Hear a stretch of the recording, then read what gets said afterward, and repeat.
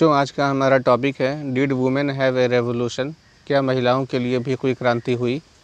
उसके नीचे में ये एक पेंटिंग बनी हुई है। इस पेंटिंग में आप देखिए कि जो महिलाएं हैं वो देखने से लग रहा है कि कहीं मार्च करती हुई आगे बढ़ रही हैं।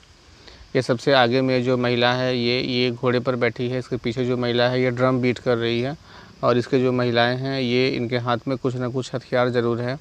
और ये एक महिला ये एक देखिए प्लेट पकड़ी हुई है जिसमें कि तराजू का फ़ोटो है। ठीक है, तराजू का जो फ़ोटो होता है वो सिंबलाइज़ करता है इक्वलिटी को। ठीक है, आगे देखते हैं हम लोग ये नीचे में क्या लिखा हुआ है। Parisian women on their way to Versailles, मतलब पेरिस की जो महिलाएं हैं वो वर्सैलिस जा रही हैं। This print is one of the many pictorial representations of the events of 5 अक्टूबर 1789। 5 अक्टूबर 1789 को जो घटना घटी थी उस घटना के ऊपर में बहुत सारी पेंटिंग बनाई गई थी। उन्हीं पेंटिंग में से ये एक पेंटिंग आपको यहाँ पर प्रिंट किया गया है आपके बुक में, जिसे दिखाया गया है। When women march to Versailles and brought the king back with them to Paris, जिसमें जो महिलाएं हैं पेरिस की महिलाएं हैं मार्च करती हुई वर्सैलिस जा रही हैं और फिर वहाँ से जब आती हैं तो राजा को लेकर के आती हैं अपने साथ। From the very beginning, women were active participants in the events which brought about so many important changes in French society। शुरुआत से ही जो फ्रांस की जो महिलाएं थी उन लोगों ने ऐसे इवेंट्स में भाग लिया जिस इवेंट्स ने फ्रेंच की जो सोसाइटी है उसमें बहुत सारे इम्पोर्टेंट चेंजेस लाए। They hoped that their involvement would pressurize their revolutionary government to introduce measures to improve their lives। और उन्हें ये आशा थी कि वो इस तरीके से क्रांति करेंगी और क्रांति करके वो सरकार के ऊपर में एक दबाव बनाएंगी और सरकार दबाव में आ करके उनके जीवन को इम्प्रूव करने के लिए कोई मेज़र का मतलब कोई उपाय करेगी। Most women of the third state had to work for living.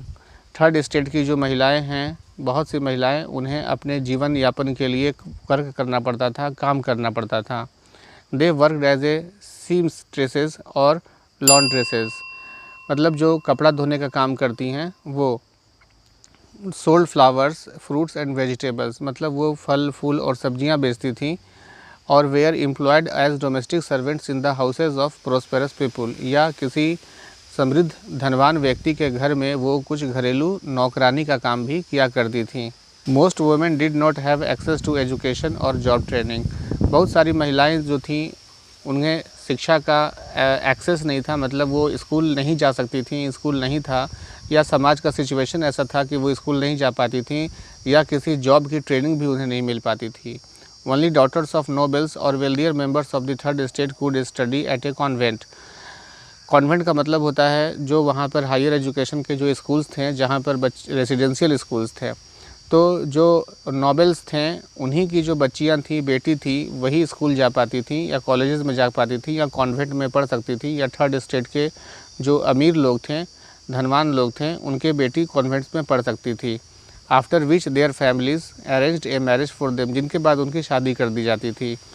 Working women had also to care for their families, that is cook, fetch water, queue up for bread and look after the children. Working महिलाएं, मतलब जो work करने वाली महिलाएं थी, मतलब जो कहीं ना कहीं जॉब करती थी महिलाएं, उन्हें दोनों जिम्मेदारी मिल जाती थी। एक तो उन्हें बाहर का काम भी करना पड़ता था और उन्हें घर का काम भी करना पड़ता था। जैसे उन्हें अपने फैमिली के ऊपर में देखना पड़ता था, ध्यान देना पड़ता था, उन्हें खाना पकाना पड़ता था, पानी भरना पड़ता था, लाइन में लग करके उन्हें ब्रेड खरीदना पड़ता था और बच्चों का भी ध्यान रखना पड़ता था। Their wages were lower than those of men, और इसके बाद भी जो पुरुष थे उनकी तुलना में उनके जो वेजेस थे, मतलब पारिश्रमिक थी, वो कम मिलती थी। In order to discuss and voice their interest, women started their own political clubs and newspapers. महिलाओं ने अपने इंटरेस्ट कहने का मतलब है कि उनकी समस्याएं जो हैं थीं, उनके जो मुद्दे थे उन्हें डिस्कस करने के लिए और उन्हें वॉइस यानी कि उन्हें आवाज़ देने के लिए, ताकि उनकी आवाज़ जो है समाज तक पहुंच सके या सरकार तक पहुंच सके। इसके लिए उन लोगों ने अपने स्वयं के पॉलिटिकल क्लब्स खोले और अपने न्यूज़पेपर्स खोले, जिसमें वो अपनी समस्याएं जो थीं उसे डिस्कस करती थीं और उन्हें लिखा जाता था न्यूज़पेपर्स में। About 60 women's club came up in different French cities. France के अलग अलग नगरों में करीब 60 से अधिक वो महिलाओं ने अपने क्लब्स खोल रखे थे। The society of revolutionary and republican women was the most famous of them. ये जो 60 वुमेन्स क्लब खुले थे, इनमें से जो सबसे प्रसिद्ध वुमेन क्लब था वो था the society of revolutionary and republican women. One of their main demands was that women enjoy the same political rights as men. और ये जो पॉलिटिकल क्लब जिसके बारे में अभी हम लोगों ने पढ़ा, इस पॉलिटिकल क्लब का सबसे प्रमुख मांग ये था कि महिलाओं को भी वही अधिकार मिलने चाहिए जो कि पुरुषों को मिले हुए हैं।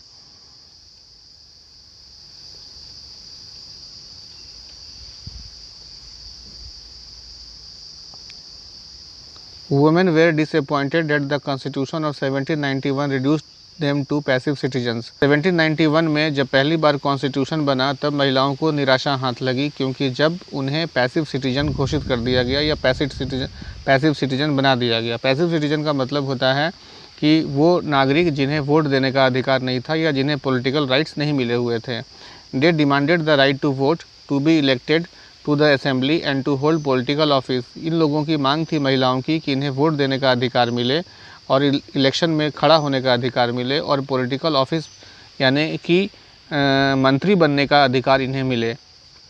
आप बोल सकते हैं only then they felt would their interest be represented in the new government. और अगर जब ऐसा होगा तभी जो उनके इंटरेस्ट हैं या उनके जो समस्याएं हैं, उनकी जो बात हैं, उसको एड्रेस सही तरीके से सरकार कर पाएगी या सरकार में उनकी समस्याओं को जगह मिल पाएगी। In the early years the revolutionary government did introduce laws that helped improve the lives of women.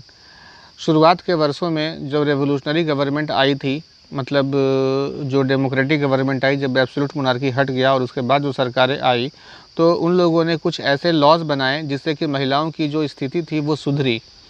Together with the creation of the state schools, schooling was made compulsory for all girls.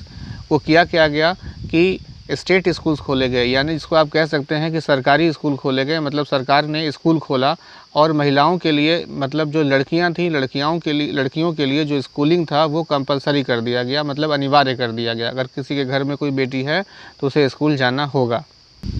There father could no longer force them into marriage against their will. अब उनके जो पिता थे ज़बरदस्ती उनकी शादी नहीं कर सकते थे बिना उस लड़की के इच्छा के, ऐसा भी कानून बन गया। Marriage was made into a contract entered into freely and registered under civil law. Marriage को एक कॉन्ट्रैक्ट बना दिया गया। कॉन्ट्रैक्ट का मतलब होता है कि एक एग्रीमेंट बन गया।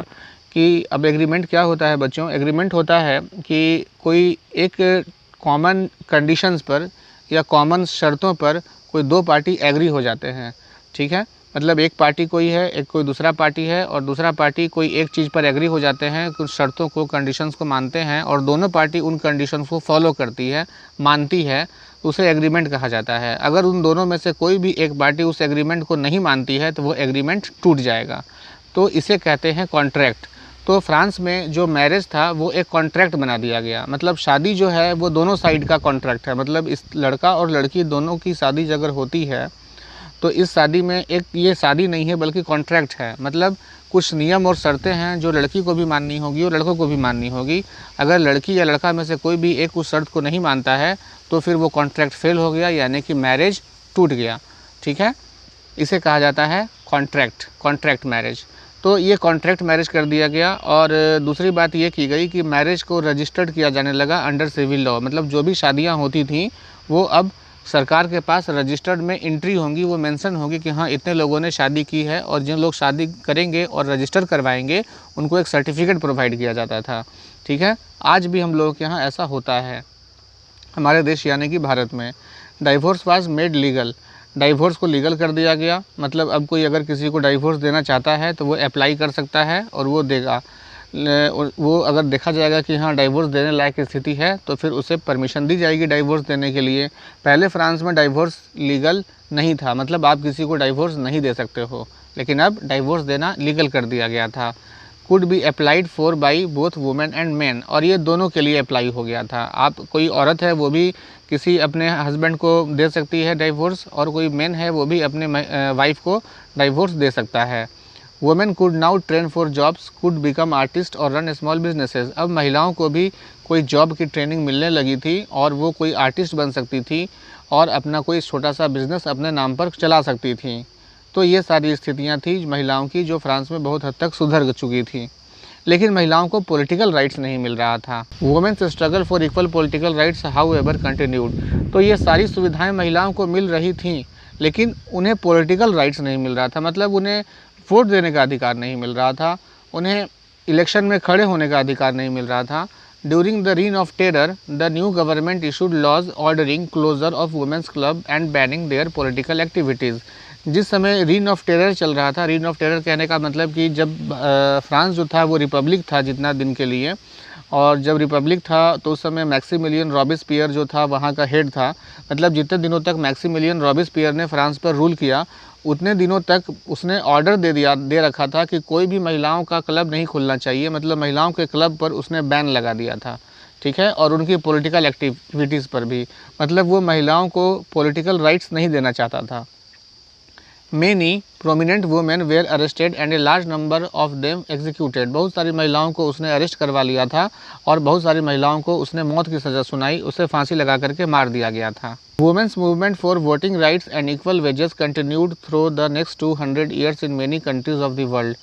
महिलाओं की अपने वोटिंग राइट्स के लिए और उन्हें जो वोट देने के अधिकार के लिए और इक्वल वेजेस यानी कि पुरुष को जितना वेतन मिलता है उतने महिलाओं को भी वेतन मिलना चाहिए। कहने का मतलब आप कह सकते हैं कि राजनीतिक अधिकार के लिए और पुरुष से बराबरी के लिए महिलाएं जो थी वो आगे आने वाले 200 वर्षों तक वो संघर्ष करती रहीं। अब इस दुनिया के अलग अलग देशों में, ये सिर्फ फ्रांस की कहानी नहीं है और भारत की कहानी नहीं है, ये लगभग हर देश की कहानी है कि महिलाओं के साथ में समानता का व्यवहार नहीं किया जाता है। आप अमेरिका को खुद देखिए कि अमेरिका आज दुनिया का इतना एडवांस सोसाइटी है, इतना पावरफुल कंट्री है, वहाँ पे सारे टेक्नोलॉजीज़ हैं, पूरी दुनिया से वो आगे चलता है, लेकिन आज तक अमेरिका में कोई भी महिला प्रेसिडेंट नहीं बन पाई है।